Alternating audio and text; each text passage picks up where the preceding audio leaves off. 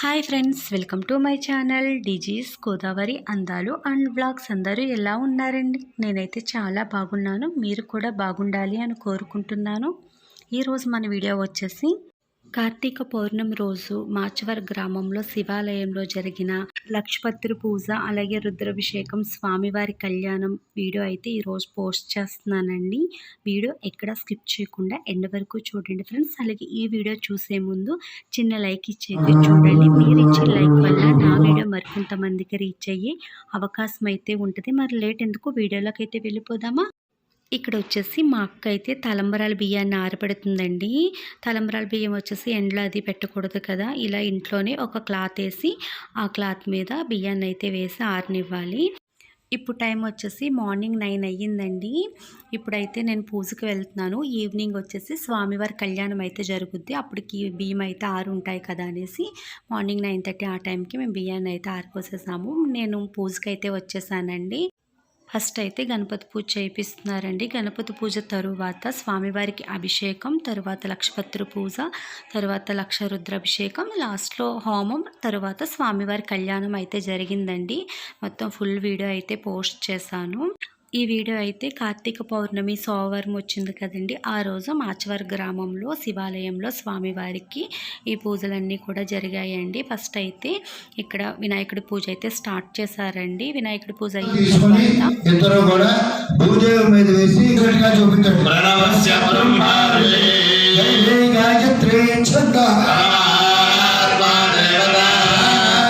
కార్తీక పౌర్ణమి రోజు తెల్లవారుజామున 4 నుంచి మార్నింగ్ 7:30 వరకు కూడా ఆల్రెడీ నేను వీడియో మీతో షేర్ చేసుకున్నానండి. అంటే కార్తీక పౌర్ణమి రోజు శివాలయంలోని విష్ణాలయంలోని పువ్వు పిందు అయితే ఇచ్చుకుంటున్నాను అనేసి గుమ్మడికాయలు, కంద పసుపు మొక్కలు అయితే ఇచ్చాను కదండి. ఆ రోజే రుద్రాభిషేకం, లక్షపత్రి పూజ ఇవన్నీ కూడా చేస్తున్నారు శివాలయంలో అనేసి ఆ పూజ అయితే రాయిపించుకున్నానండి. ఆ పూజ వీడియో ఇప్పుడు మీతో షేర్ చేసుకుంటున్నాను. వినాయకుడి పూజ పూర్తయింది. లక్షపత్రి పూజకి అక్కడ మారేడు దళాలు అయితే కోస్తున్నారు కదండి. అలాగే లక్ష రుద్రాక్షకాయలు అయితే తెప్పించారండి. ఇప్పుడైతే వాటిని శుద్ధి చేయిస్తున్నారండి. వాటర్ జల్లి వాటిని అయితే శుద్ధి చేయాలి. దంపతులు కూడా వెళ్ళాలి. 3 సార్లు రుద్రాక్షలమై చల్లి అలా తిరిగొచ్చి మారేడు పత్రమై చల్లి గుడి చుట్టూరా జల్లండి. ముందుగా ఇలా రుద్రాక్షకాయల్ని శుద్ధి చేయడానికి వెళ్ళే ముందు బ్రాహ్మలు అయితే ఆవు పాలు, ఆవు పెరుగు, ఆవు నెయ్యి, ఆవు పేడ, ఆవు పంచితం ఈ 5 కలిపేసి తీర్థాన్ని అయితే తయారు చేశారండి. ఫస్ట్ అయితే ఈ 5 ద్రవ్యాలు కలిపిన తీర్థంతో అయితే వాటిని శుద్ధి చేశారండి. తరువాత మనల్ని వాటర్ అయితే చల్లమన్నారు. అలా చల్లిన తర్వాత టెంపుల్ అంతా కూడా ఆ వాటర్ చల్లుకుంటూ లేడీస్ని గంట అయితే కొట్టమన్నారండి. ఈ విధంగా ఈ లక్ష రుద్రాక్షల్ని అయితే శుద్ధి చేయించారండి. చూసారు కదా రుద్రాక్ష దండలు అయితే ఎన్ని ఉన్నాయో. వీటితో స్వామివారిని చాలా చక్కగా ఈవినింగ్ అయితే అలంకరణ చేశారండి.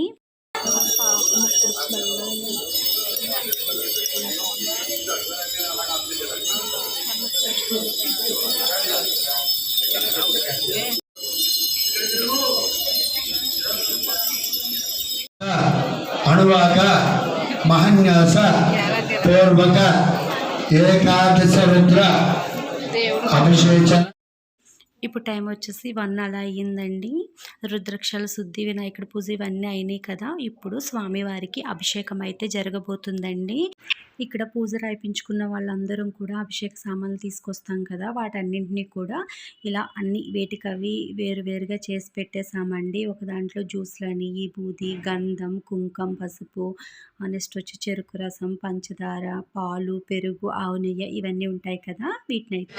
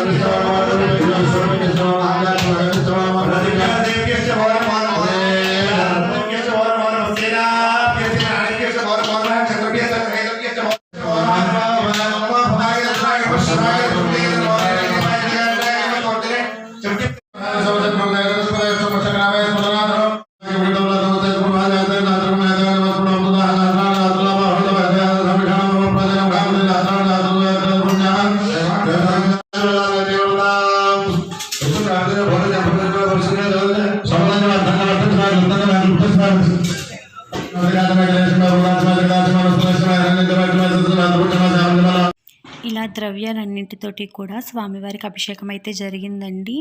ఇంకా అభిషేకం అంతా కూడా వీడియో అయితే షూట్ చేయలేదు, మరి అంత క్లారిటీగా రావటం లేదు, దూరంగా ఉన్నాం కదా అన్నట్టుగా. ఇలా అభిషేకం పూర్తయిన తర్వాత స్వామివారికి బంగారం అలాగే ఒట్టేళ్ళు ఇవన్నీ కలిపిన వాటర్తో అయితే చూసారు కదా లాస్ట్లో అభిషేకం అయితే చేశారు. అలాగే రైస్తో కూడా స్వామివారికి అభిషేకం చేశారండి. రైస్తో అభిషేకం అంటే రైస్ తోటి స్వామివారిని చూసారు కదా ఆ విధంగా చక్కగా అలంకరణ అయితే చేశారు. మనం గర్భగుడిలోకి వెళ్ళి శివునికి అభిషేకం అయితే చేయలేము కదండి, అందుకే మనం అభిషేకం చేసుకోవడానికి వీలుగా ఇలా చిన్న చిన్న శివలింగాలను అయితే చేసి ఇక్కడ ఒక పెద్ద లింగాన్ని అయితే పెట్టి దానికి స్వయంగా మన చేతుల మీదుగా అభిషేకం అయితే చేసుకోమన్నారు. టైం వచ్చేసి 3:30 అయ్యిందండి. ఇక్కడ ఇంకా అభిషేకం అంతా పూర్తయిన తర్వాత టిఫిన్స్ అన్నీ కూడా ఇక్కడే పెట్టారు. వెళ్ళి టిఫిన్ తినేసి టీ తాగేసి ఇంటికి వెళ్ళి మళ్ళీ ఈవినింగ్ 4:30 ఆ టైంకి అయితే రమ్మన్నారండి. ఇప్పుడు కరెక్ట్గా టైం వచ్చేసి 4:30 అయ్యిందండి. ఇంటికి వెళ్ళి మళ్ళీ రెడీ అయితే వచ్చేసాము. ఆల్రెడీ మగవాళ్ళందరి చేత కూడా ఇలా లక్షపత్రి పూజ అయితే స్టార్ట్ చేయించారు. లోపల శివునికి బ్రాహ్మలు చేస్తుంటే బయటన ఇలా జెంట్స్ అందరూ కూడా చేస్తున్నారండి. లక్షపత్రి పూజ పూర్తయిన తర్వాత లేడీస్ అందరితోటి కూడా అమ్మవారికి కుంకుమ పూజ అయితే చేయించారండి. అది అయిన తర్వాత హోమం, ఇలా దీపాలు వెలిగించుకోవడం, కళ్యాణం, లక్ష రుద్రాక్షకాయలతో పూజ, ఇలా మార్నింగ్ 9:30కి గణపతి పూజతో స్టార్ట్ చేశారండి. నైట్ 10కి కళ్యాణంతో అయితే ఎండ్ చేశారు. కార్తీక పౌర్ణమి సోమవారం రావటం, లక్ష రుద్రాభిషేకం, లక్షపత్రి పూజ, స్వామివారి కళ్యాణం, ఇలా పూజలన్నీ కూడా చాలా చక్కగా అయితే జరిగాయండి. ఇక్కడ వచ్చేసి కుంకుమ పూజ అయితే స్టార్ట్ చేశారండి. అమ్మవారిది ఏదైనా రూపు కానీ డాలర్ కానీ ఉంటే పెట్టుకుని దానికైతే పూజ చేయమన్నారు. అలా లేని పక్షాన రూపాయి కాయిన్ పెట్టి దానికైతే పూజ చేసుకోమన్నారండి.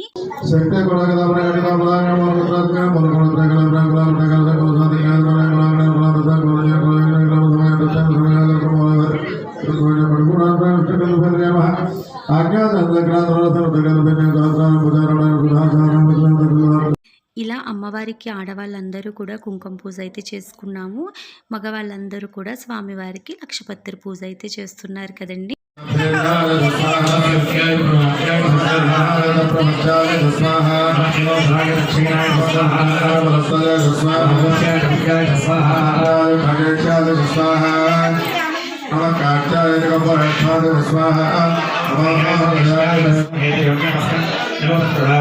కుంకుమ పూజ అయితే పూర్తయిపోయిందండి. ఆ పూజ చేసిన కుంకాన్ని అయితే ఫస్ట్ మనల్ని పెట్టుకోమన్నారు. మనం పెట్టుకున్న తర్వాత మన పక్క వాళ్ళకి అందరికీ అయితే పెట్టమన్నారండి.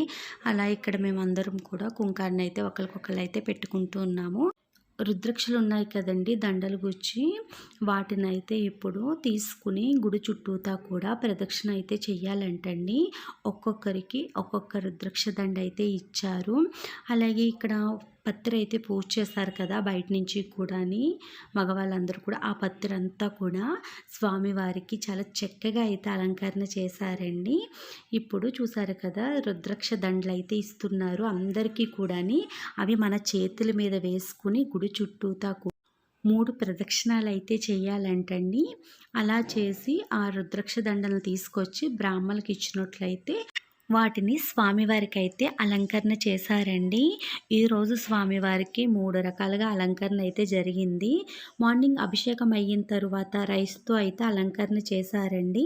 ఇప్పుడు లక్షపత్రి పూజ అయిన తర్వాత చూడండి పత్రితో అయితే స్వామివారిని అందంగా అలంకరించారు. ఇప్పుడైతే మనం గుడి చుట్టూతా తిరిగి తీసుకొచ్చి రుద్రాక్షలతో అయితే చక్కగా అలంకరణ అయితే చేశారండి. ఇలా ఒకే రోజు 3 రకాలుగా అయితే స్వామివారిని అలంకరణ చేశారు.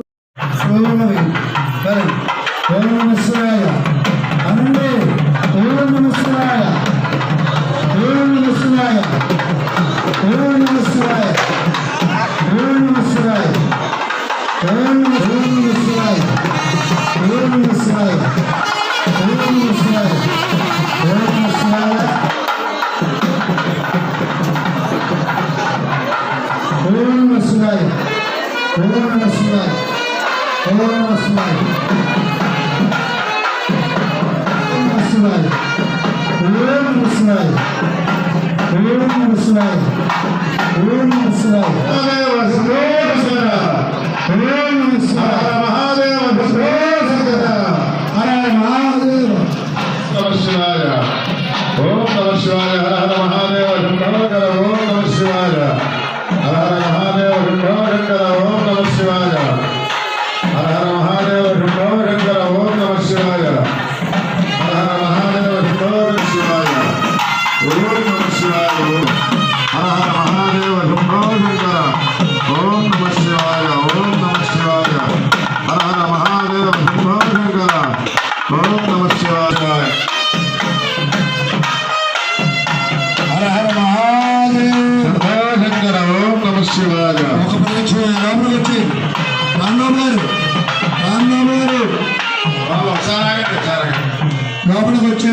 గారు.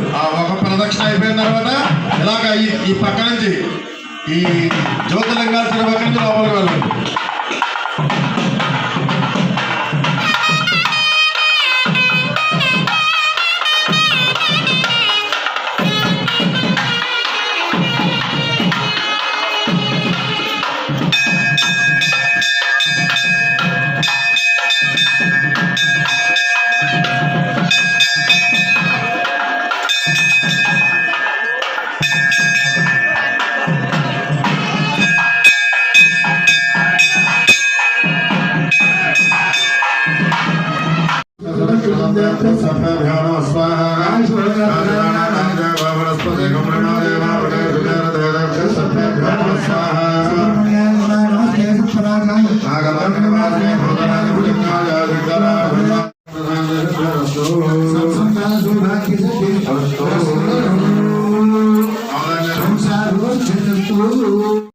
ఇలా రుద్రాక్ష దండలతో చూసారు కదా స్వామివారిని అయితే ఎలా అలంకరించారో.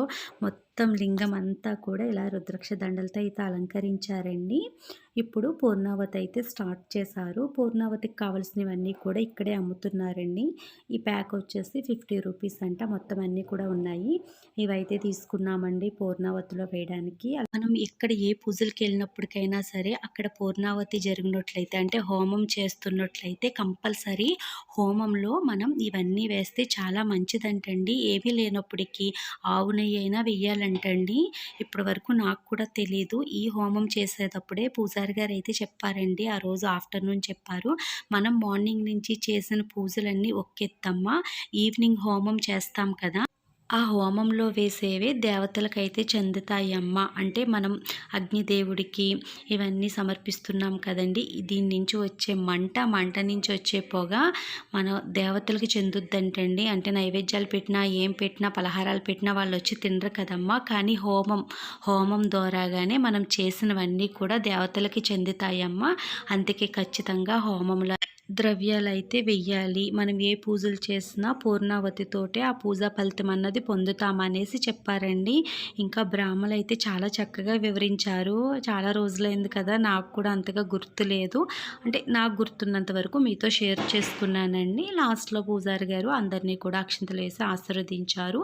అది అయిన తర్వాత ఇక్కడ దీపాలు అయితే వెలిగించుకున్నామండి. ఇక్కడతో ఈ పూజ పూర్తయినట్టు. ఇప్పుడు స్వామివారికి కళ్యాణం అయితే స్టార్ట్ చేశారండి. కళ్యాణం చాలా బాగా చేశారండి. కళ్యాణం ఎంత బాగా చేశారో కళ్యాణం గురించి అన్నీ కూడా పంతులు గారు అయితే చాలా చక్కగా వివరించారు. నేను వాయిస్ అంతా కూడా క్లారిటీగా రికార్డ్ అవ్వదేమో అన్నట్టుగా కళ్యాణం అంతా కూడా వీడియో షూట్ చేయలేదండి. అక్కడక్కడ వీడియో షూట్ చేశాను. కానీ కొన్ని చోట్ల వీడియోలో బ్రాహ్మణులు చెప్పినవన్నీ కూడా చాలా క్లారిటీగా అయితే రికార్డ్ అయ్యాయండి. అంటే నేను ఆ మైక్కి రీసౌండ్ కింద వచ్చేసి సరిగ్గా రికార్డ్ అవ్వదేమో అనుకున్నాను. ఇప్పుడు వాయిస్ ఓవర్ ఇచ్చేటప్పుడు వింటుంటే అనిపిస్తుంది, అయ్యో అనవసరంగా షూట్ చేయలేదే అనేసి. శివరాఘవి దంపతులు సోమవారికి నూతన సమర్పించి సోమవారికి నూతన సమర్పించి కర్రీ వెంకరెడ్డి దంపతులు సోమవారికి నూతన. కళ్యాణం చేయించుకునే ప్రతి ఒక్కరిని కూడా స్వామి అమ్మవార్లకి నూతన వస్త్రాలను అయితే తీసుకురమ్మన్నారండి. అంటే పంచి, టవలు, అలాగే చీర.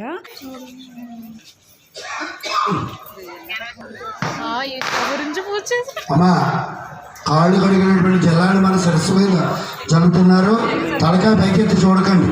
సెంటు లవండరు పన్నీరు పోసో కళ్ళలో పడితే కొంచెం కళ్ళు మండుతాయి. అంటే తలకాయ నుంచి సరస్సు మీద జల్లించండి. పొద్దున మనం అందరూ సంకల్పం చెప్పాను పూజకి. ఇప్పుడు మహాసంకల్పం అని చెప్పి పఠన చేస్తున్నారు. మహాసంకల్పం అంటే ఈశ్వరుడు లోకంలో ఉండేటువంటి దేవతలు, అమ్మవారి లోకంలో ఉండేటువంటి దేవతలు, సప్త నదులు, ఇంద్రాది అష్టదిక్కు. ఈ కళ్యాణం చేయించుకునే ప్రతి ఒక్కరిని కూడా కన్యాదానానికి సంబంధించినవి మంచి గుమ్మడికాయ, కొబ్బరికాయ, అట్టుపళ్ళు, గంధపు చెక్క ఇవన్నీ కూడా తీసుకురమ్మన్నారండి. అలాగే తలంబరాలు బియ్యం, జీలకర్ర, బెల్లం ఇవన్నీ కూడా నూరు తీసుకురమ్మన్నారు. ఆల్రెడీ మార్నింగ్ ఇంటి దగ్గర తలంబరాలు బియ్యం కడిగి ఆరిపోసాను కదా.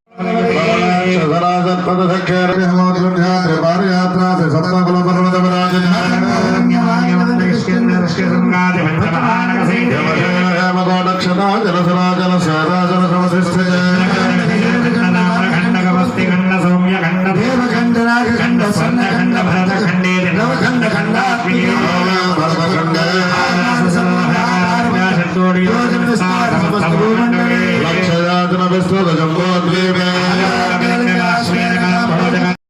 ఇప్పుడు కూడా ఈ గుమ్మడికాయ, కొబ్బరికాయ, గంధపు చెక్క ఇవన్నీ కూడా మన ఒక్క గోత్రనామాలు అయితే చదివి మన దగ్గర అయితే తీసుకుంటున్నారండి పూజారి గారు. అంటే ఎక్కువ మంది ఉన్నాం కదా, అందరి దగ్గర కూడా బ్రాహ్మలే వచ్చి తీసుకుంటున్నారు. తెచ్చుకొని పాదాల దగ్గర పోసుకుంటారు. కళ్యాణం చేయించుకునే ప్రతి ఒక్కరిని కూడా అన్నింటితో పాటుగానే జీలకర్ర బెల్లాన్ని కూడా నూరుకు తీసుకురమ్మన్నారండి. చూసారు కదా, ఇలా ముద్దల జీలకర్ర బెల్లాన్ని అయితే నూరుకు వచ్చాము. దీన్ని కూడా తవలపాకులో పెట్టేసి ఉంచమన్నారు. బ్రాహ్మలు వచ్చి తీసుకుంటారంట. చూసారు కదండి.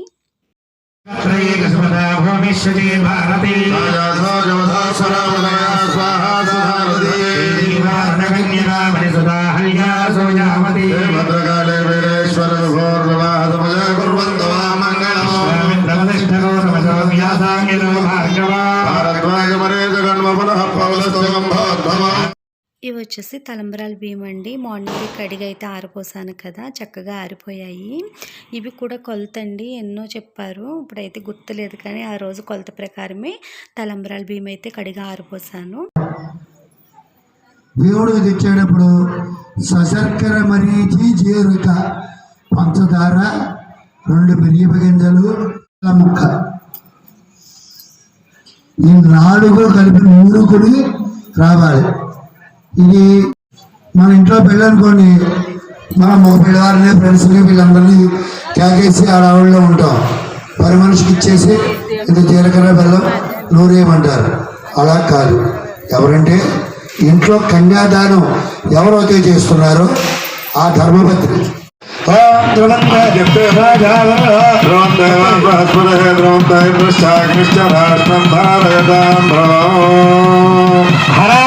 పార్వతీ వదయే హర హర మహాదేవ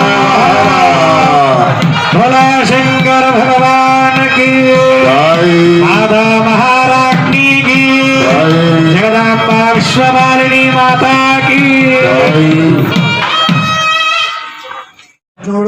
వీడియో వాడు, కెమెరా వాడు. అమ్మా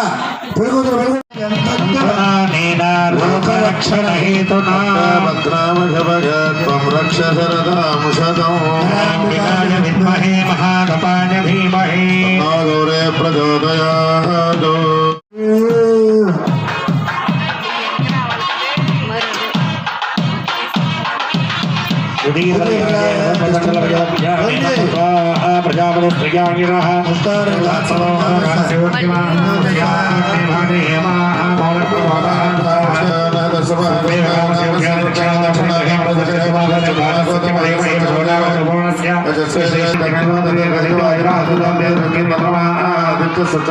జీలకర్ర బెల్లం అయితే స్వామి అమ్మవారి శిరస్సు మీద చాలా చక్కగా కనిపిస్తుంది కదండి.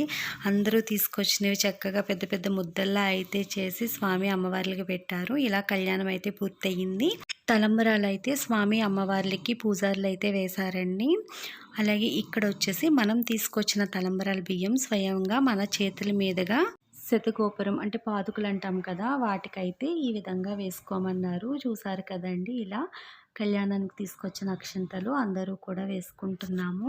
కళ్యాణానికి సంబంధించినవన్నీ కూడా అంటే తలంబరాల బియ్యం, జీలకర్ర బెల్లం, మిగతావన్నీ కూడా తీసుకొచ్చాం కదండి కళ్యాణానికి సంబంధించినవన్నీ. అలాగే జీలకర్ర బెల్లం కూడా తీసుకొచ్చాం కదా. మనం నార్మల్గా జీలకర్ర బెల్లం అంటే జీలకర్ర బెల్లం అయితే నూరు తీసుకొచ్చామండి. కానీ దేవుళ్ళకి పెట్టే జీలకర్ర బెల్లంలో వచ్చేసి 2 మిరియాలు, 2 బియ్యపు గింజలు వేసి ఈ 4ని కలిపిన జీలకర్ర బెల్లం అయితే సమర్పిస్తారంట కళ్యాణంలో. పూజారి గారు అయితే చెప్పారండి. ఇలా కళ్యాణానికి సంబంధించినవన్నీ కూడా చాలా చక్కగా అయితే వివరించారు. చాలా వరకు మధ్య మధ్యలో నేను రికార్డ్ చేసిన వాయిస్ లాగే పోస్ట్ చేశాను కదండి, మ్యూట్ చేయలేదు. అలాగే కళ్యాణం అయిన తర్వాత భోజనాలు అయితే పెట్టారండి. భోజనాలు చేసిన తర్వాత స్వామి అమ్మవారిని దర్శించుకుని కళ్యాణాక్షంతలు అయితే పూజారి గారు ప్రతి ఒక్కరికి వేశారండి. చూసారు కదా, కార్తీక పౌర్ణమి సోమవారం రోజు మార్నింగ్ నుంచి ఈవినింగ్ వరకు కూడా శివునికి జరిగిన అభిషేకాలు, పూజలు అన్నీ కూడాని.